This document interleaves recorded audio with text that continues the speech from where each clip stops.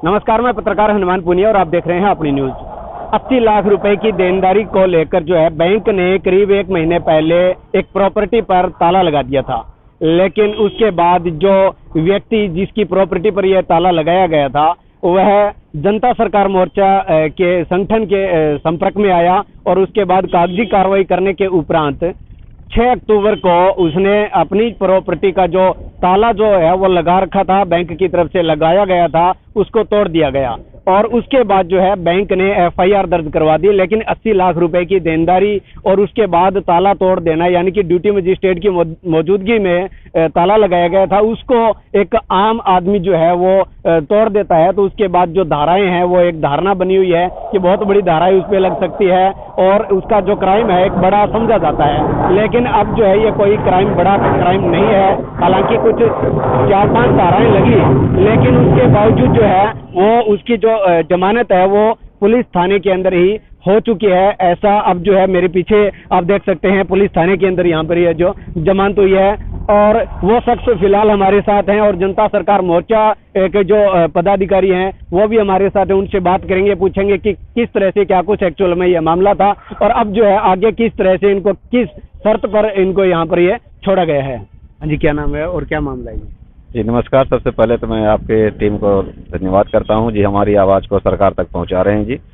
मेरा नाम राजू मिश्रा है और मैं शाहपुर बेगू का हूं। मेरा मामला ये है कि मैंने 2017 में एक लोन लिया था सेंट्रल बैंक ऑफ इंडिया से, जो 55 लाख का था। कुछ कोविड वगैरह के मिला के नियर अबाउट 70 लाख का लोन था, जिसमें मैं लगभग 36 लाख रुपए भर भी चुका हूँ लोन के तौर पे।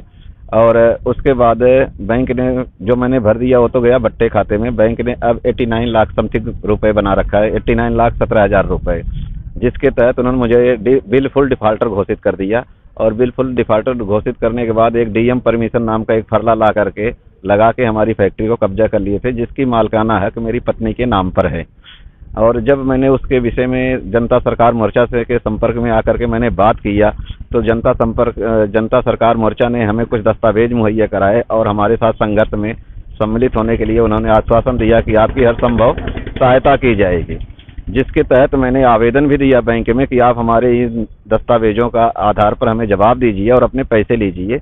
लेकिन बैंक गुंडागर्दी पर उतर आया था, जिस तहत उन्होंने रिकवरी के तहत ताला लगा दिया था जी, जिसको आम भाषा में कहते हैं बैंक ने ताला लगा दिया और उनकी कुर्की करने की तैयारी थी। इस दरमियान मैंने थाने में भी आवेदन दे करके मैंने ताला तोड़ दिया जी। अभी ये जो ताला तोड़ने के बाद आप पर क्या कुछ एक्शन बैंक की तरफ से या पुलिस प्रशासन की तरफ से लिया गया था? जी मुझे तो इतना वो पता नहीं था कितना बड़ा ये शगुफा बना देंगे। मैं कल अपना कारोबार शुरू करके फैक्ट्री में बैठा था।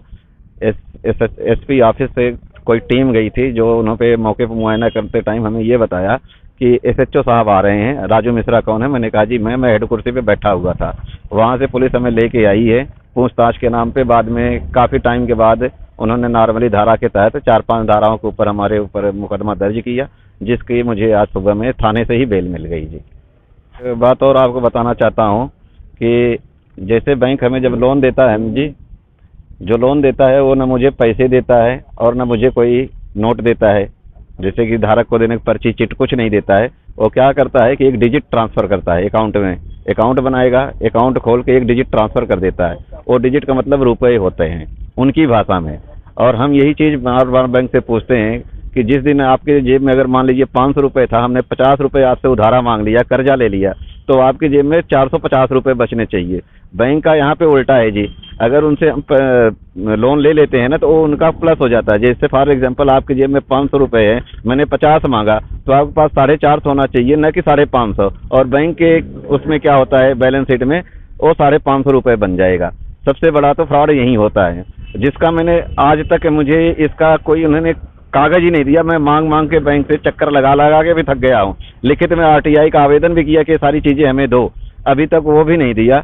और इसी के साथ मैं आपको एक चीज़ और बताना चाहता हूँ कि मैं पब्लिक को जागरूक करने के लिए हमारे सिरसा के आसपास के जो भी भाई मित्र दीन बंधु अपने साथ में जुड़ें, जो भी लोन से पीड़ित हैं, बैंकों से पीड़ित हैं, हमसे जुड़े, हम उनको गाइड करेंगे, उनको हम बताएंगे, रास्ता हम उनको दिखाएंगे। और इस मुहिम को हमें एकदम अच्छे लेवल पे लेके जाना है और हम इस मुहिम को यहीं नहीं छोड़ेंगे जी। हम विदिन 1 सप्ताह के अंदर हम हाई कोर्ट में इसका रीट भी लगा रहे हैं, जो कि हमने ऑलरेडी अपने लीगल टीम को दे दिया है। लीगल टीम हमारी ऑलरेडी कार्रवाई कर रही है इस पे, उसको रीड वगैरह करके बाकायदा हम उसको लगाएंगे। पार्टी इसमें कौन कौन बनता है ये तो वक्त बताएगा, लेकिन ये तो श्योर है कि बैंक हमारा पार्टी बनेगा ही बनेगा।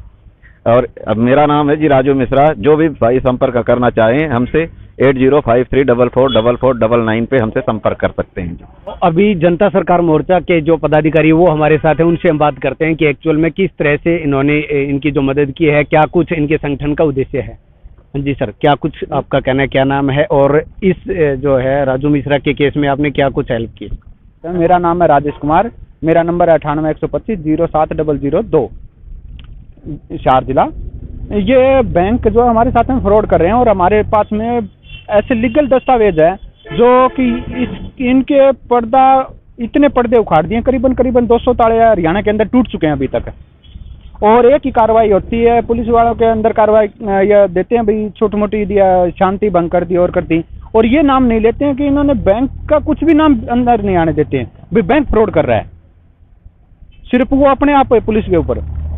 ये तो हम बार बार कहते हैं भाई कोर्ट में कमरा में लेके जाओ, कोर्ट में जब बार बार बैंक आएगा तो वहाँ हम पोल खोलेंगे भी किसका दोष है और क्या ये फ्रॉड कर रहे हैं। अब इनके मामले में क्या कुछ आपने मदद की है?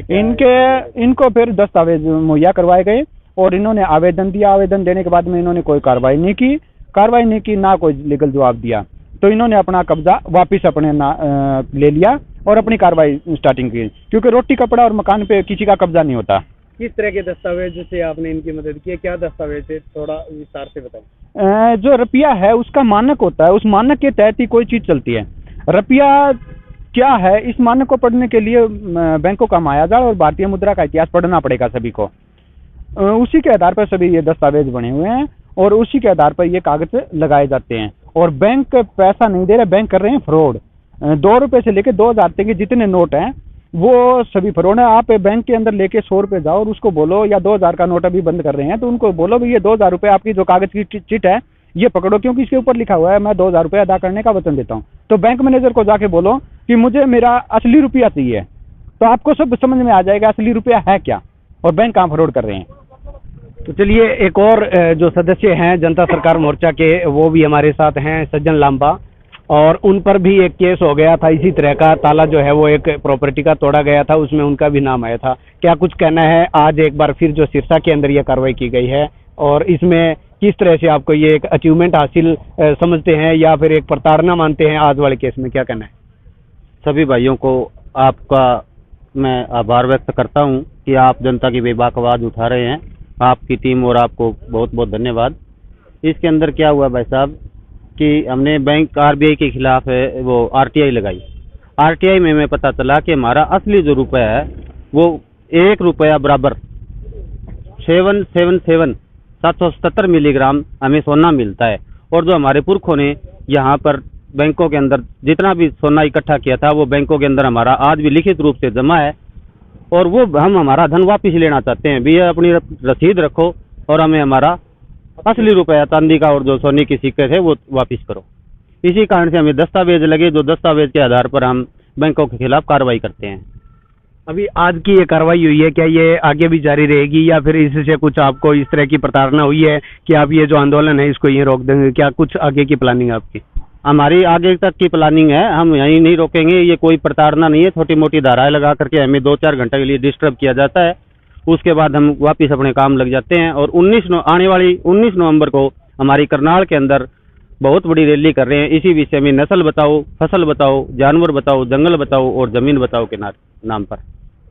तो चलिए ये एक मामला है और एक बड़ा पेचीदा मामला इसको हम कह सकते हैं, क्योंकि अब से पहले इस तरह का मामला सामने नहीं आया है। लेकिन अब एक जो बड़ी बात है वो यहाँ पर जनता सरकार मोर्चा की तरफ से ये जो बताई जा रही है और वो वाकई में टेक्निकल बात भी इसको हम कह सकते हैं, क्योंकि एक जो 10 रुपए का नोट भी अगर उसकी बात करें एग्जाम्पल के तौर पर, तो उस पर लिखा होता है मैं धारक को 10 रुपए अदा करने का वचन देता हूँ, यानी कि वो 10 रुपए नहीं है, वो एक रसीद है और उस रसीद पे ये लिखा होता है कि मैं अदा करने का वचन देता हूँ, यानी कि 10 रुपए नहीं है। तो वो एक बड़ा मुद्दा है, बड़ा पॉइंट है। तो इस पर देखना ये होगा कि ये जनता सरकार मोर्चा की तरफ से ये जो प्रयास किए जा रहे हैं इस तरह से पूरे देश के अंदर अलग अलग जगह पर, तो आने वाले समय में किस तरह से क्या कुछ ये जागरूकता ला सकते हैं, और आने वाले समय में इस संगठन की तरफ से कितनी जागरूकता होने के बाद लोग जो है कितने अवेयर होते हैं, किस तरह से बैंकों का जो ये एक हिसाब से इनके मुताबिक एक जो फ्रॉड है तो वो किस तरह से सामने आता है, वो आने वाला वक्त बताएगा। अपनी न्यूज के लिए कैमरा सहयोगी के साथ मैं हनुमान पूनिया।